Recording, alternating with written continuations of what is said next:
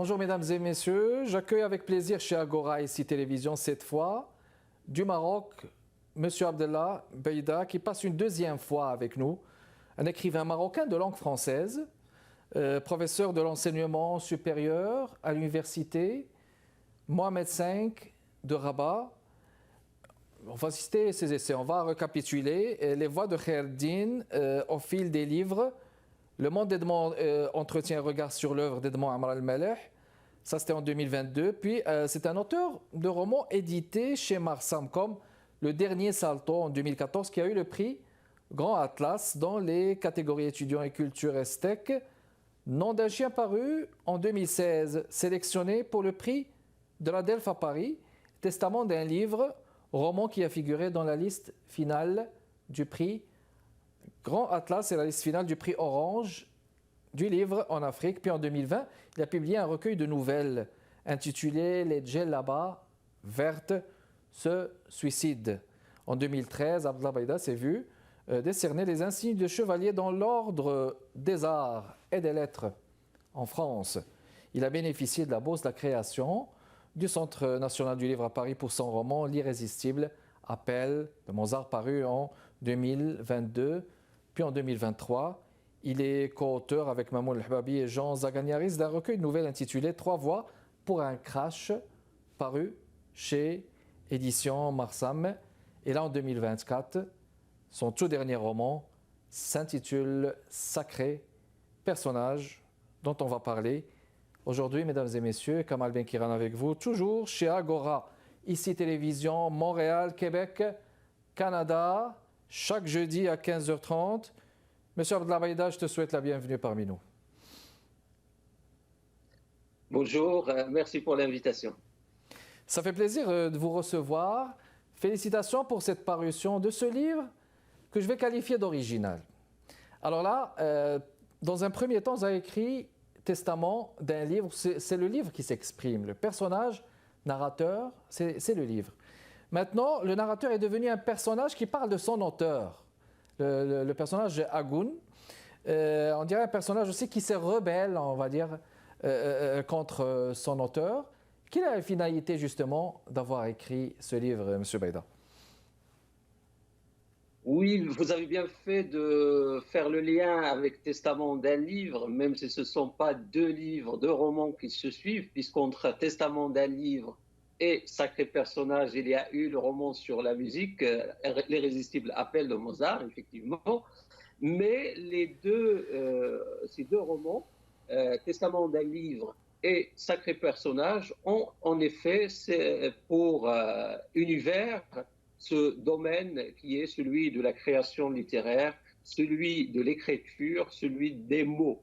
Donc j'avais donné la parole dans Testament d'un livre à un roman pour faire son testament. Et ici, j'ai fait sortir un personnage d'un roman qui est intégré dans ce roman, qui est inclus dans ce roman, pour en fait avoir ici la perspective d'un personnage de fiction, à la fois sur sa création et aussi sur son auteur, et sur ces deux univers en parallèle, l'univers de la fiction et l'univers de la réalité, parce que ce sont deux univers qui communiquent à travers la littérature, et je pense qu'un des rôles de la littérature, c'est justement d'établir des liens entre l'univers de la fiction, l'univers de la création et l'univers de la réalité, notre propre univers. Tous les romans ou toute la majorité des œuvres font ce travail, mais bien sûr, comme vous l'avez souligné, ici dans Sacré personnage, on montre un petit peu les ficelles de la création, l'arrière-plan de l'écriture. On fait intervenir le personnage de fiction dans une fiction comme si c'était un personnage qui intervient dans la réalité.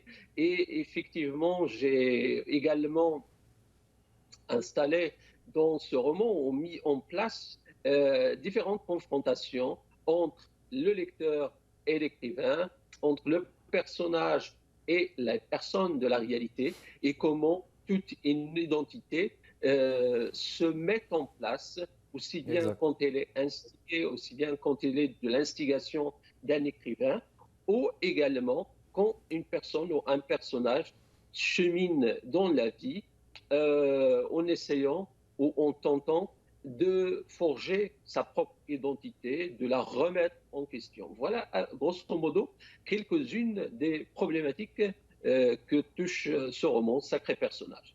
Très bien. Alors, c'est Agoun, hein. C'est Agoun, le personnage principal, qui, n'est-ce pas, n'est pas satisfait de sa situation, je vais dire, dans le roman de Khaireddin. Alors, comme il tente de se rebeller, il est dans le récit, il est dans la description, n'est-ce pas? Parfois dans la critique. Puis Oui. je vais rappeler que c'est le roman de Vie et légende d'Agoun Chiche de l'auteur marocain Mohamed Khaireddin, mesdames et messieurs. Alors, ce personnage, il revendique une autonomie et une liberté. En quoi cette liberté lui est comme utile et profitable, Monsieur Baïda? Alors, comme vous l'avez signalé, effectivement, ce personnage Agoun est inspiré du personnage d'Agoun Chiche, qui est un personnage de Mohamed Khaireddin. Et on retrouve la figure de l'écrivain dans mon roman Sacré personnage, sous le nom, non pas de Khaireddin, mais de Khair. De C'est-à-dire, Khair, tout à c'est fait. un peu sorti ces deux personnages, aussi bien la personne, aussi bien l'écrivain que le personnage de Khaireddin, de leur contexte, pour leur donner une autre vie. C'est-à-dire, ce n'est pas exactement Mohamed Khaireddin qui est dans le roman, et ce n'est pas exactement Agoun Chiche. Donc, j'ai un peu déformé le nom exprès pour leur donner une autre vie. Khaireddin devient Khair dans ce roman et Agoun Chiche devient Agoun. Alors, pour répondre à votre question, il n'est pas satisfait, le personnage n'est pas satisfait de sa vie, il veut une confrontation avec l'auteur, effectivement, c'est ça notamment parce que déjà, ce qui va se passer, il va y avoir deux anomalies en fait, dans ce roman. Deux anomalies, des choses qui n'arrivent pas tous les jours, mais qui vont arriver par miracle et qui seront les éléments moteurs qui vont propulser Agoun dans cette quête. La première anomalie, c'est que Agoun va sortir du roman. Il va passer de l'univers de la fiction à l'univers réel. D'accord? Donc, c'est déjà une première anomalie. La deuxième anomalie est dans la chronologie, dans le temps, puisque dans le roman de Khaireddin, ou dans le roman de Khair, Agoun vivait dans les années 30-40.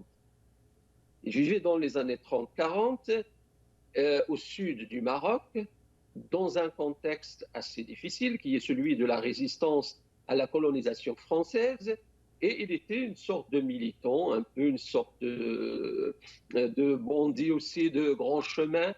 Et à la fin, avec ses propres moyens, les peu de moyens qu'il avait, les colonisateurs avaient bien sûr des moyens beaucoup plus sophistiqués.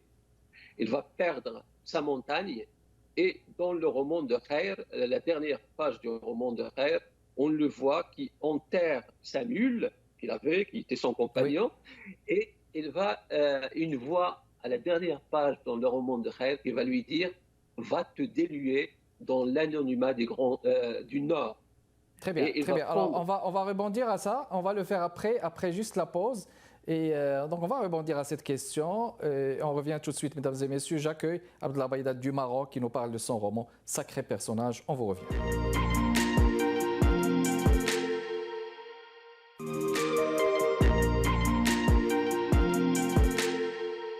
De retour avec vous, mesdames et messieurs, chez Agora, ici Télévision, chaque jeudi à 15h30, heure de Montréal. Et là, j'accueille un écrivain du Maroc, M. Abdellah Baïda, pour nous parler de son livre Sacré personnage. Je reviens avec vous, M. Abdellah. Alors, on parlait justement d'Agoun et de Khair. Je vous posais la question sur en quoi cette liberté lui est profitable, là, en parlant d'Agoun. Juste pour vous permettre de continuer le fil de votre pensée, c'est à vous. D'accord. Alors, j'avais évoqué une première anomalie qui est celle d'un personnage qui sort d'un roman, ce qui Oui, n'arrive pas tous les jours. La deuxième, c'est que dans le roman, Khair avait envoyé son personnage vers le nord et une voix lui disait, va te diluer dans l'anonymat du nord, des villes du nord. Et lorsque Agoun arrive à Casablanca, il se retrouve à la fois dans la réalité, donc il n'est plus dans le roman. Et le deuxième point, c'est qu'il se retrouve dans les années 80. Il est oui, passé donc tout à fait. on a un laps de temps qui est la nuit du voyage des années 30-40 vers les années 80. Et donc là se pose un double problème, celui de comprendre, de connaître cette société, celui également de comprendre comment fonctionnent les personnes, et non plus seulement les personnages, comment on fonctionne dans la vie quotidienne. Alors, votre question, c'était cette volonté de connaître, de comprendre, qui est le moteur qui fait marcher Agoun en quelque sorte, c'est effectivement la quête de son identité. Et donc, il va contester d'une part les éléments qu'avait placés Khair lorsqu'il avait créé, comme n'importe quelle créature pourrait euh, contester comment elle a été créée, par exemple. Oui. Et le deuxième point, c'est de combler les blancs de sa propre identité. Voilà donc deux Exactement. défis. Et là vous me faites rebondir sur cette question, juste pour continuer sur le même fil de pensée, parce que dans sa quête d'errance identitaire, eh bien là, il va arriver à la complétude de son identité en ayant finalement sa carte d'identité nationale délivrée par le Moqaddam. Mais est-ce que c'était si nécessaire que ça pour arriver à compléter son identité, Abdallah Beida? Alors, il y a des éléments qui sont concrets et il y a des éléments symboliques quand on parle de la question de l'identité. Et Oui, donc, déjà, le fait de tenter de comprendre ce qui se passe autour de lui, de comprendre également, j'ai intégré dans le roman des événements d'ordre politique, social tout à fait. et artistique, littéraire de l'époque des années 80-90, justement pour doter ce personnage des composantes qui pourraient constituer son identité, qui Voilà. peuvent le nourrir, qui peuvent lui donner de la chair en quelque sorte. Et parmi ces éléments, bien sûr, il y a aussi ceux qui sont symboliques, c'est d'avoir un nom inscrit quelque part dans un registre de l'état civil. Et ça, c'est très important parce que, comme il le revendique lui-même, ce personnage est l'enfant des mots. Il a été créé par des mots et donc c'est pour cela qu'il tenait beaucoup aux mots. Et durant tout son parcours, les mots étaient très importants pour lui. Et c'est peut-être aussi parce qu'ils sont un peu, ou même beaucoup, importants pour moi que nous partageons avec mon personnage, je partage cette volonté de tisser quelque chose avec des mots à partir presque de rien. On chemine à travers l'écho de l'histoire, à travers également, et une chose très importante dans la constitution du personnage d'Agoun, c'est qu'il va arriver à trouver son auteur, son créateur, qui est Khair, et leurs échanges sont éminemment importants dans la complétude de son identité. Tout à fait. Alors, et ces échanges, justement, ils étaient si intéressants dans la rencontre finale hein, qui va se faire avec Khair dans cette salle où il y a eu l'entretien, page 43, où il dit « Je retins notamment un propos qu'il prononça d'une voix tellement sincère et tragique qu'il me toucha au fond de mon âme. Ces termes demeurèrent collés à jamais à ma mémoire. » Et vous parliez justement tout à l'heure de l'apport des mots. C'est affreux ce que les mots peuvent être gênants. Un mot, c'est un piège qui vous attrape et ne lâche, ne lâche pas. Mais ça, c'est vraiment expressif aussi, je dirais, de la pensée carrément de Mohamed Khaireddine comme auteur qui a porté au mot toute une intensité. On le voyait dans sa poésie aussi. dans l'apport qu'il avait à la littérature marocaine. On va rebondir sur ça, Abdallah, on va le faire après la pause, mesdames et messieurs. J'accueille Abdallah Baïda du Maroc qui nous parle de son tout dernier roman, Sacré personnage, paru récemment aux éditions Marsam au Maroc. On vous revient.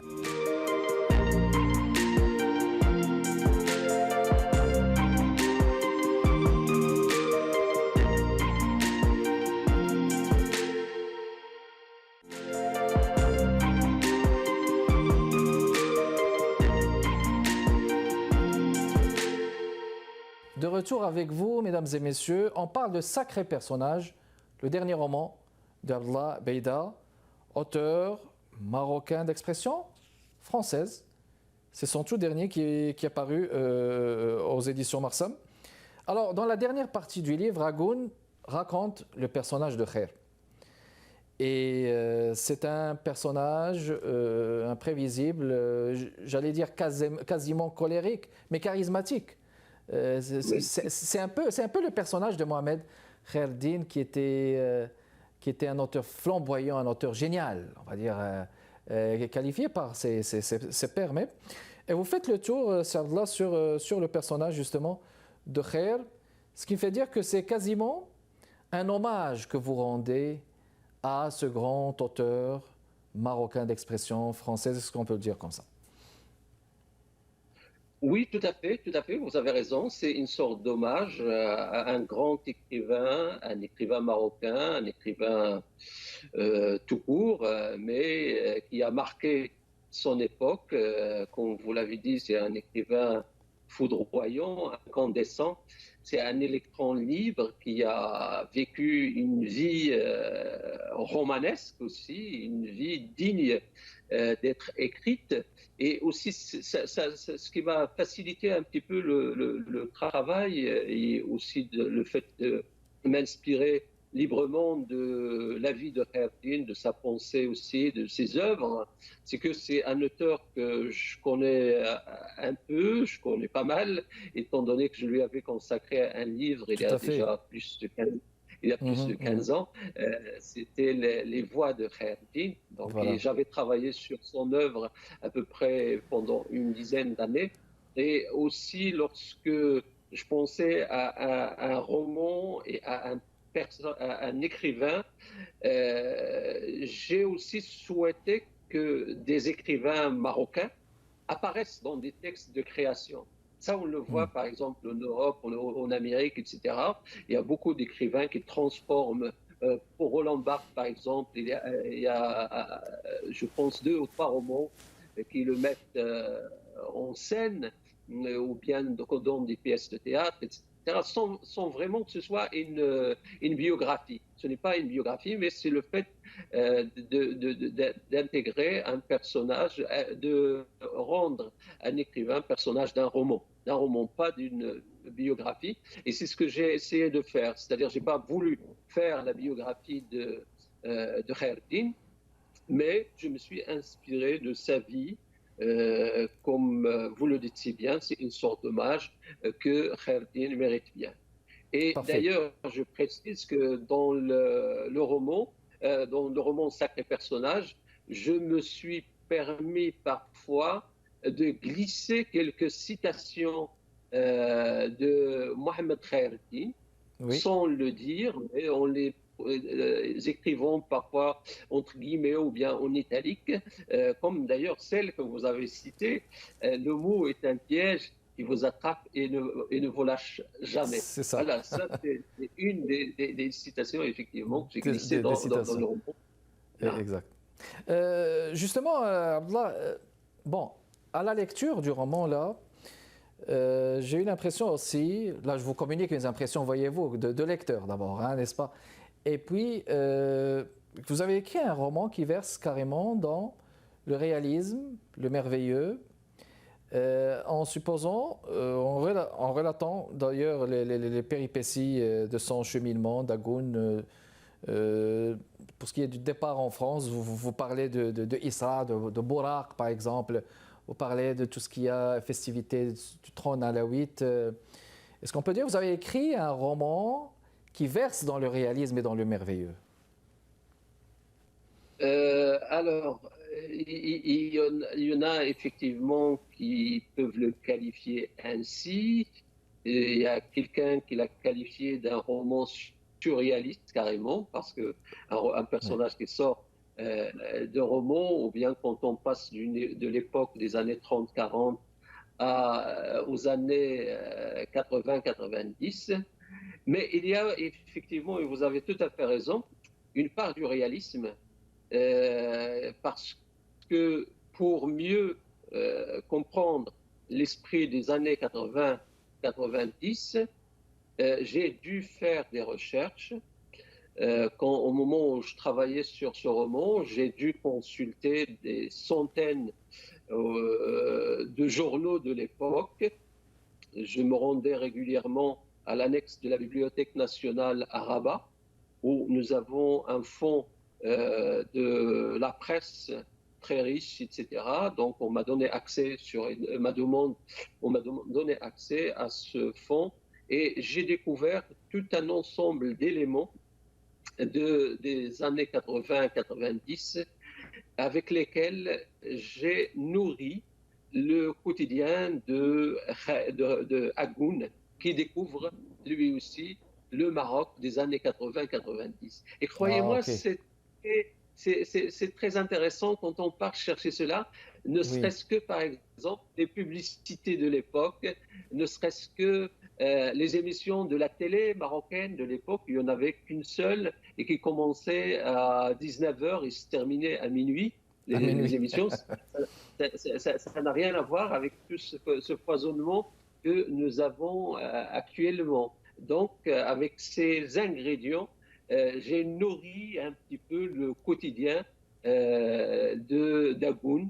pour qu'il devienne une personne, pour qu'il passe du statut du personnage au statut de la personne. De la personne, une personne à part entière. Je vais vous demander de nous le montrer. Exact. Vous avez une copie avec vous, Abdallah, du roman que voici, mesdames et messieurs. Sacré personnage, c'est le tout dernier de notre invité. Abdallah Baïda est disponible, j'imagine, dans les librairies du Maroc. Oui, tout à fait, oui. Et Donc, c'est diffusé également. voilà, magnifique. Alors, on retiendra ce titre. C'est le tout dernier de Abdallah Baïda. Merci beaucoup d'avoir été avec nous. C'était tout le temps qu'on avait. Merci de votre intérêt, mesdames et messieurs. Kamal Benkiran avec vous. Prochain rendez-vous jeudi chez Agora, ici Télévision Montréal, Québec, Canada. Je vous souhaite une excellente période estivale. À très bientôt.